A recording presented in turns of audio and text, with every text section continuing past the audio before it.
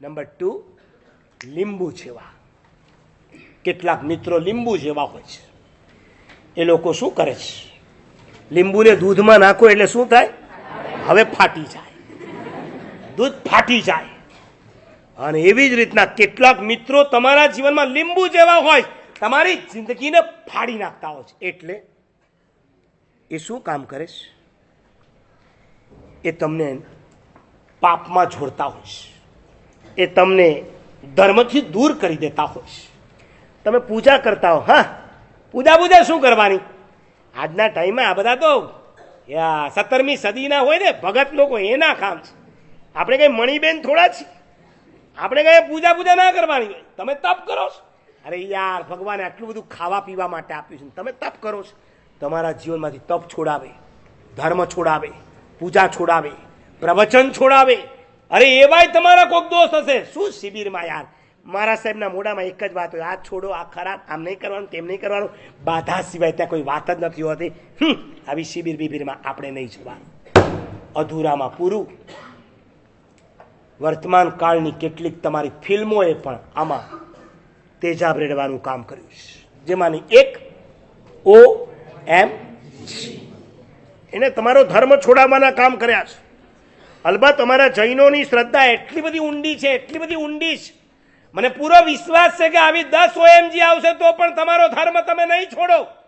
કારણ કે 2,500 વર્ષથી ચાલી આવતા અમારા મહાપુરુષોને, આચાર્યોનો પરિશ્રમ પડેલો છે. એવા એક નહીં 10 OMG આવશે ને તો તમે એને હંફાવશો, તમે એનું નહીં માનો.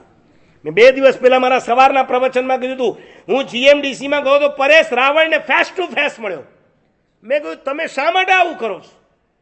શા માટે તમે અમારા યંગસ્ટરને ઉલટા રવાડે ચડાવો છો? મારી પાસે પણ તર્કો છે. મને કે અત્યારે તો મારે ટાઈમ નથી.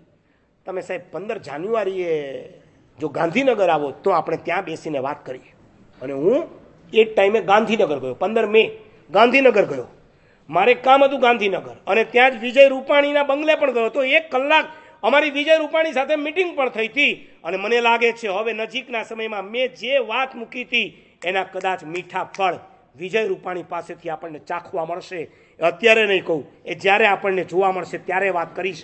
પણ એ વખતે મેં વારંવાર કોન્ટેક્ટ કરાવ્યા પરેશ રાવળના. પરેશ રાવળ દિલ્હી ચાલ્યા ગયા, એ ગાંધીનગરમાં ફરક્યા જ નહીં.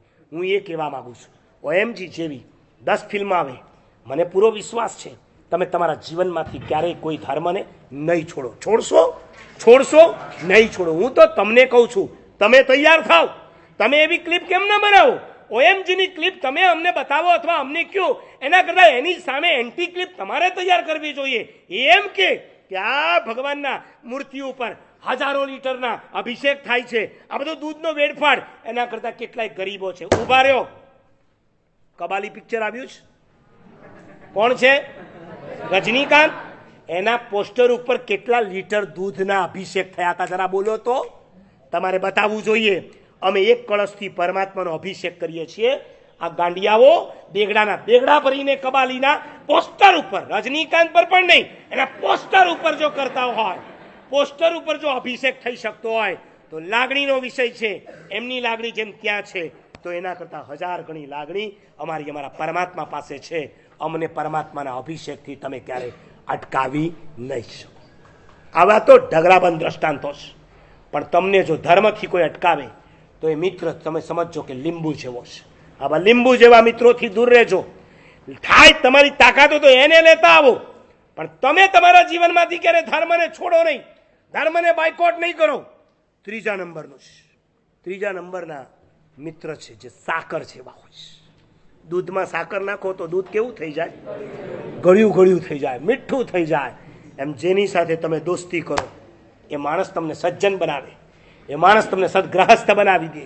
તો સમજો કે તમને જે મિત્ર મળ્યો છે એ કોના જેવો? સુગર છે. રાજગૃહીમાં અભયકુમાર થઈ ગયા. ભગવાન મહાવીરના સમયમાં રાજા શ્રેણિકનો દીકરો હતો અભયકુમાર, 500 મંત્રીઓનો ગુરુ. એના માટે એમ કહેવાતું કે અભયકુમારની સાથે કોઈ બેડ માણસ દોસ્તી કરી શકતો જ નહોતો.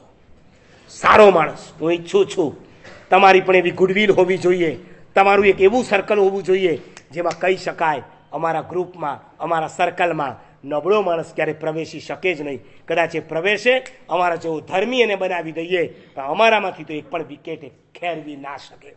તમને એક દ્રષ્ટાંત આપું. તમારી દોસ્તી એવી હોવી જોઈએ કે તમારા કોન્ટેક્ટથી એના જીવન સુધરી જાય. આ કે વીજળીવાલાનો આ સરસ પ્રસંગ છે. મેં જ્યારે વાંચ્યો ત્યારે મને થયું કે શું કમાલના લોકો હોય છે. એક ગામડાનો છોકરો અમદાવાદમાં સર્વિસ કરવા આવ્યો અને સર્વિસ કરે અને દર મહિને પોતાની માને 500 રૂપિયાનું મની ઓર્ડર મોકલે. પણ એક દિવસ બન્યું એવું કે એના બોસે એને ના પાડી કે હવેથી તારે નહીં આવવાનું, સર્વિસ છૂટી ગઈ. એ જમાનાની અંદર 500 રૂપિયાનો પગાર અને 500 રૂપિયાની માને મોકલી દે અને એમાં સર્વિસ છૂટી ગઈ. બહુ ટેન્શનમાં હતો. એક દિવસ એ બસમાં બેઠો છે. એની માને એને પોસ્ટકાર્ડ લખ્યું ચાલુ બસમાં, માં સર્વિસ છૂટી ગઈ છે, 500 રૂપિયા દર મહિને મોકલતો તો આ વખતે તું રાહ નહીં જોતી, કારણ કે મારી પાસે હવે ખાવાના પૈસા નથી, હું તને કઈ રીતના 500 રૂપિયા મોકલું. બસમાંથી નીચે ઉતર્યો. પોસ્ટકાર્ડ નાખું કે ન નાખું, નાખું કે ન નાખું.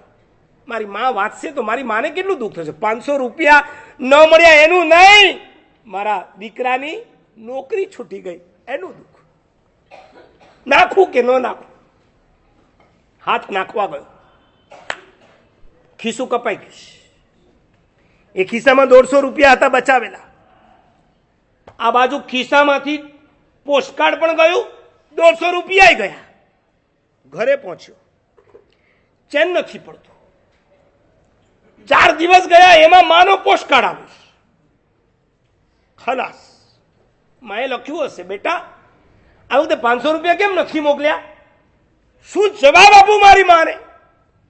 અને એમાં પોસ્ટકાર્ડ વાંચે છે, ત્યાં લખે છે, માં બેટા સમયસર તે મોકલેલા 500 રૂપિયા મને મળી ગયા છે. ચમક્યો. મેં તો મોકલ્યા જ નથી, મેં તો પોસ્ટકાર્ડમાં ઉલટું લખ્યું છે, તો આ 500 કેવી રીતના મળ્યા હશે? અને બીજા 2 દિવસ પસાર થયા હતા, બીજું પોસ્ટકાર્ડ આવ્યું. દોસ્ત, જો આ દોસ્ત નમસ્કાર. તને આશ્ચર્ય થશે, I am not your visible friend, I am your invisible friend. તને ખબર નહીં હોય કે હું તારો દોસ્ત કઈ રીતના થયો. જે દિવસે તું બસમાં બેઠો હતો તે દિવસે મેં તારું પાકીટ કાપ્યું હતું. હકીકતમાં હું પાકીટ માર છું, પાકીટ માર. મેં તારા ખિસ્સામાંથી પાકીટ કાપ્યું તો તારા પાકીટમાંથી 150 રૂપિયા એક પોસ્ટકાર્ડ નીકળ્યું. મેં પોસ્ટકાર્ડ વાંચ્યું અને હું વિચારમાં પડ્યો, જે બચાવીને પોતાની માને 500 રૂપિયા નથી મોકલી શકતો, એ છોકરાના 150 રૂપિયા હું ચોરું? નહીં. આવા છોકરાની તો દોસ્તી કરવાની હોય. એ જ દિવસે મેં તને મારો દોસ્ત બનાવ્યો, અને જે દોસ્તની માં એ મારી માં કહેવાય.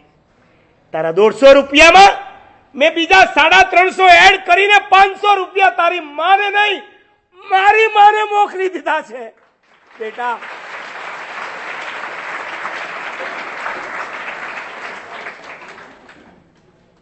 અરે કહેવાય દોસ્ત.